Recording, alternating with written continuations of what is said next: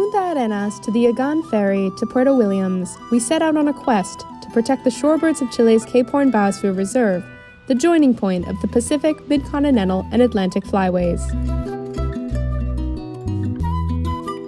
Last time, we visited the Cape Horn International Center, where we teamed up with Dr. Juan Rivero to survey areas along the northern shore of Navarino Island and evaluate 12 potential threats recognized in Chile's National Shorebird Conservation Action Plan, a subsection of the country's National Bird Conservation Strategy.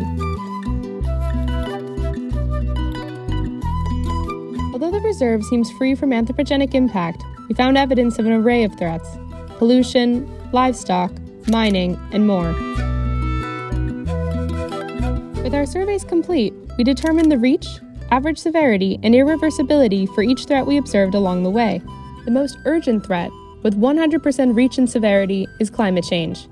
This is evident by rising temperatures and greater precipitation in the region, the latter of which has recently been linked to lower avian species richness. The next two greatest threats are extensive livestock to the west and pollution to the east. This is not the first time that the biggest reserve in the Patagonia region has come under threat. In 2019, the local community came together to stop what would have been the first salmon farm in the Beagle Channel. The bulk of these cries of "sin salmoneras" came from the Agan, the local indigenous population. The victory protected more than just shorebirds. It saved the land itself. What can be done to counter these threats, especially climate change? Lo más importante para combatirlo es complejo, porque yo creo que es un problema mundial.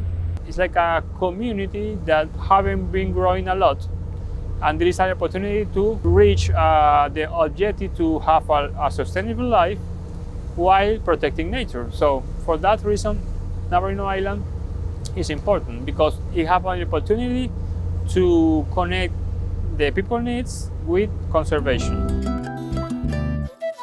After my week in Puerto Williams, I believe the two main strategies are long-term research and monitoring and community engagement.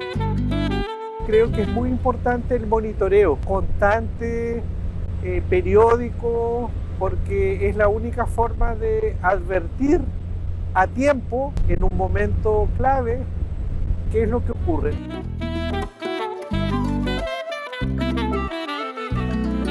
Fortunately, a long-term shorebird monitoring program is in the works, thanks to MODIS.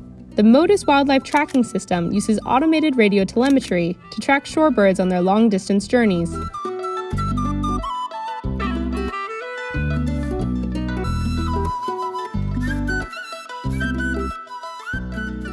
This program is a program that starts in Canada, starting this kind of devices that you put into the birds, and then you can following the migration. Is important because previously to this device you put the GPS or whatever device and you need to recover the bird. Right.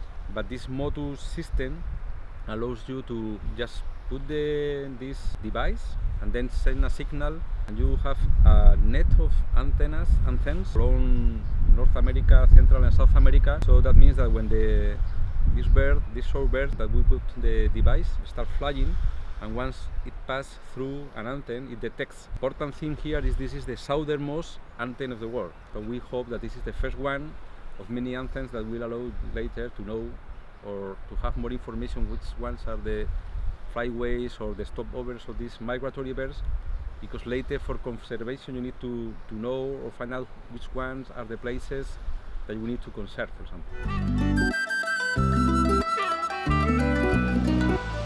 The MODIS program is a great start. However, maintaining a long-term shorebird monitoring program requires a new generation of young birders engaged in the conservation effort. Luckily, there is some hope on that horizon too. I like to do ecotourism because it's a form of doing tourism, but not in mass tourism. It's most focused on the protection of the environment and the work with the local communities. If you want to do ecotourism, the first you have to do is to love nature and love all the wildlife.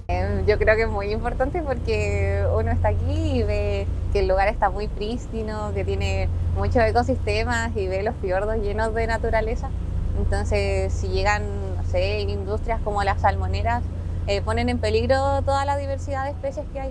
y todos estos ecosistemas que son únicos. Porque la conservación de las especies es algo súper importante, se preserva el ecosistema que ya existe y me gustan, son lindas de ver, es algo que se puede apreciar. Yo creo que estamos como justo en el tiempo de hacer algo, porque si no ya yo creo que de ahí no hay vuelta atrás. Sería súper importante que más que, además de nosotros tomar conciencia, que también los sistemas educacionales como que cambiaran un poco para que también enseñar algo de conservación y eso.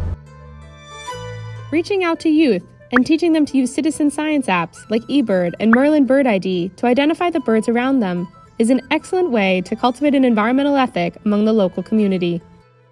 Hay científicos de la educación que trabajan con los profesores del colegio local para que los niños puedan recibir ese conocimiento, y nosotros creemos que lo que se enseña a los niños no puede ser contenidos globales, tienen que ser contenidos que tengan relación con su entorno. The National Action Plan requires extensive collaboration between governmental, academic, and community organizations. This means active and frequent communication, crossing language barriers, and navigating difficult but necessary conversations. It's great that Chilean and Argentinian researchers are working together in this project. We are sharing this beautiful place, and we are sharing similar problems and looking for similar response. Through long-term shorebird research and monitoring, the education of a new generation of conservationists, and active collaboration and communication, we can protect Puerto Williams, Navarino Island, and the Cape Horn Biosphere Reserve, keeping it a magical haven for both us and the shorebirds.